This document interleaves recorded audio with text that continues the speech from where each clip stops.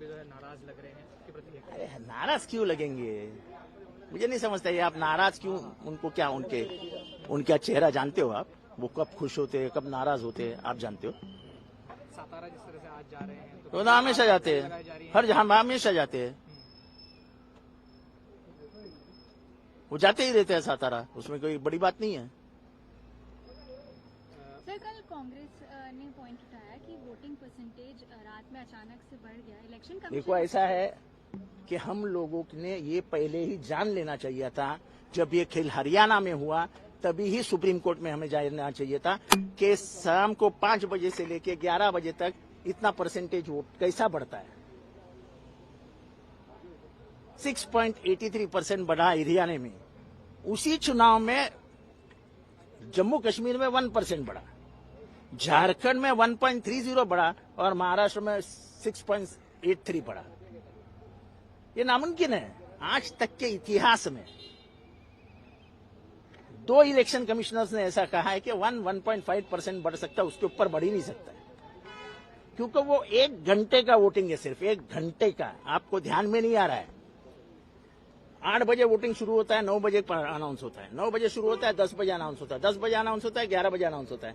ऐसे करते करते 5 बजे तक आ जाता है। 5 बजे पे लॉक किया जाता है और फिर अंतिम मतदान जो है कि कितना हुआ है वो 7-8 बजे जाहिर हो जाता है।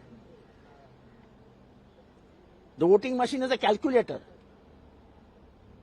Calculator is 2 + 2 + 2 + 2 it's 8.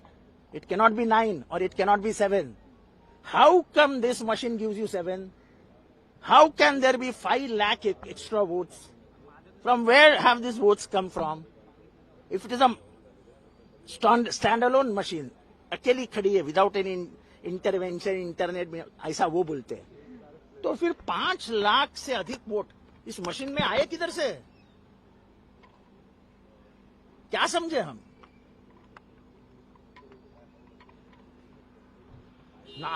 सातारा में 2 डिस्ट्रिक्ट है, 2 कॉन्स्टिट्यूएंसीज है, एक कराड़ उत्तर और पाटन। उम्मीदवार का नाम है पाटन से सत्यजीत पाटनकर और कराड़ साउथ से उम्मीदवार बाला साहेब पाटिल। आपको मालूम है दोनों की मत संख्या सेम है, 90,935। आपने सुना है कभी जिंदगी में ऐसा?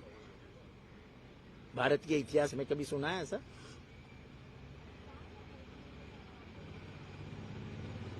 ये सब इलेक्शन कमीशन का खेल है। ये सरकार ने जब सिलेक्शन कमेटी में चीफ जस्टिस ऑफ इंडिया का शामिल होना तय हो गया था और सुप्रीम कोर्ट ने वैसा निकाल दिया था, तब ये लोकसभा में जाके इस बिल को लाया और सुप्रीम कोर्ट के चीफ जस्टिस को इस कमेटी से हटाया गया। हमने उस बात को गंभीरता से नहीं लिया। अगर सुप्रीम कोर्ट के चीफ जस्टिस अपॉइंट करते तो आज के जो इलेक्शन कमिश्नर है राजीव, वो रहते नहीं।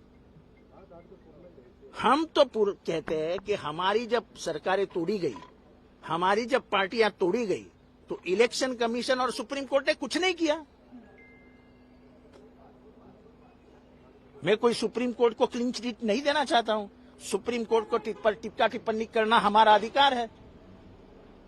एक सरकार में फूटे हुए लोगों के ऊपर निर्णय लेना को 2.5 साल लगता है। It is a written judgement. 10th schedule is written in the constitution.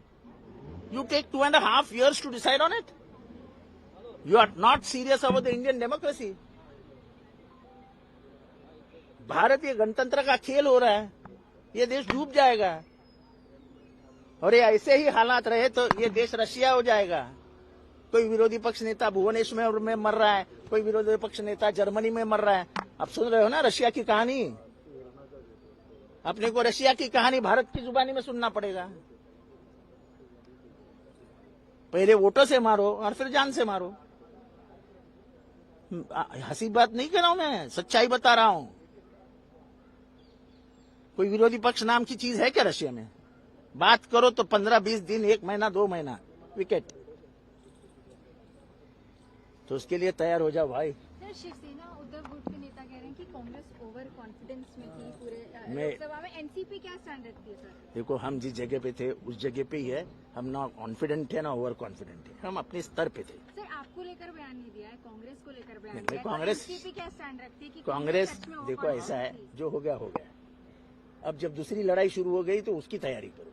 पीछे लड़ाई में क्या हुआ, तलवार को धार थी कि नहीं थी, तलवार चलाई कि नहीं चलाई, इसके ऊपर मैं बातें नहीं करता। तो क्या अघाड़ी में तीनों पार्टियां रहेंगी? हाँ हाँ, बिल्कुल रहेंगी, उसकी आप चिंता मत करो। आपको जो पत्रकारों को लग रहा है कि टूट जाएंगे, फूट जाएंगे, बिखर जाएंगे, कुछ नहीं होगा।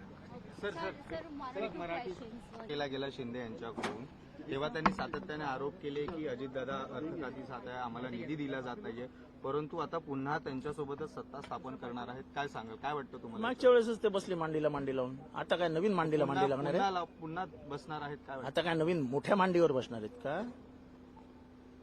मांडी होती तशीच आहे ना. आणि पाहायला गेलं तर जसं तुम्ही म्हटलात की मवियाने जो आहे निवडणुकांच्या आधी मुख्यमंत्री पदाचा चेहरा घोषित करायला हवा होता का? हो, माझ्या अंदाजाने मुख्यमंत्री पदाचा चेहरा जाहीर करायला हवा होता आणि त्या मुख्यमंत्री पदाच्या चेहऱ्याचं नाव आहे Uddhav Thackeray. Sir, one or two questions for English.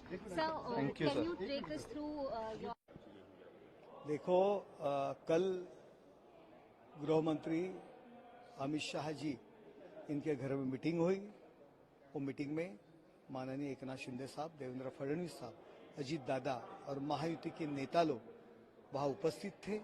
आज माध्यम में मैं देख रहा हूँ, ये मांगा, वो मंत्री पद मांगा, 11 मांगा, 12 मांगा, 13 मांगा, लेकिन मुझे ये जानकारी है कल सिर्फ महाराष्ट्र की विकास, महाराष्ट्र की समृद्धि और महाराष्ट्र का सुख, इसके बारे में चर्चा हो गई।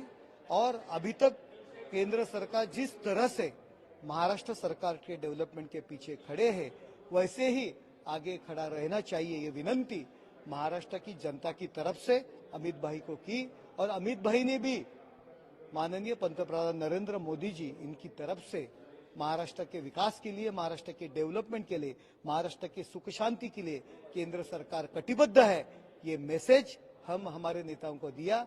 मुझे तो मालूम है इतना ही चर्चा हो गई।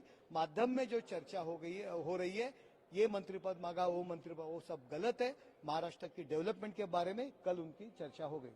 सीएम की दावेदारी, ये देखो, माननीय मुख्यमंत्री एकनाथ शिंदे साहब ने 2 दिन पहले ही प्रेस कॉन्फ्रेंस लेके जाहिर किया है, हमें सीएम के कुर्सी पे कुछ भी इंटरेस्ट नहीं है। जो नेता लोग, महायुति के नेता लोग जो डिसीजन लेंगे उनके पीछे हम खड़े हैं। इसीलिए वो सवाल ही नहीं आता सीएम पद मांगना और नहीं मांगना। महायुति के नेता लोग निर्णय लेंगे, जो महायुति के नेता लोग निर्णय लेंगे हम उसके साथ में हैं। हम उद्धव ठाकरे नहीं हैं कि जो कुर्सी के लिए साथ छोड़ेंगे।